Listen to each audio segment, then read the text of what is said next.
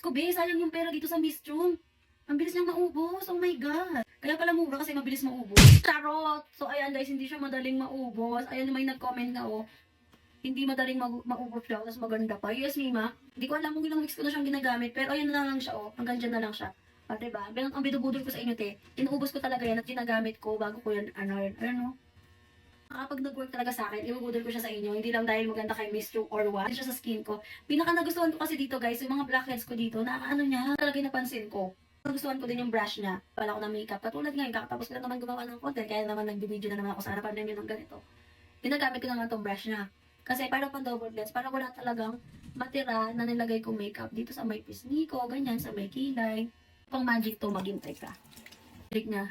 Instant glass skin. Sabi nga dito sa packaging, glass skin facial foaming cleanser. So yung makikita mo talaga agad-agad dito pag binili mo to, ayan. Ayan agad ang makikita mo dyan. Oo, di ba? Kita mo yung face ko. Infused with niacinamide din siya. So makaka-healthy siya para mag-brighten ang skin mo. Or, ganda. Ang pinaka-bet ko. Tapos yung scent niya mayroon lang. Hindi matapang. So yun lang. Agad na ubus. Tapos ang bahala ka. Kung gusto mo mag-check out dyan.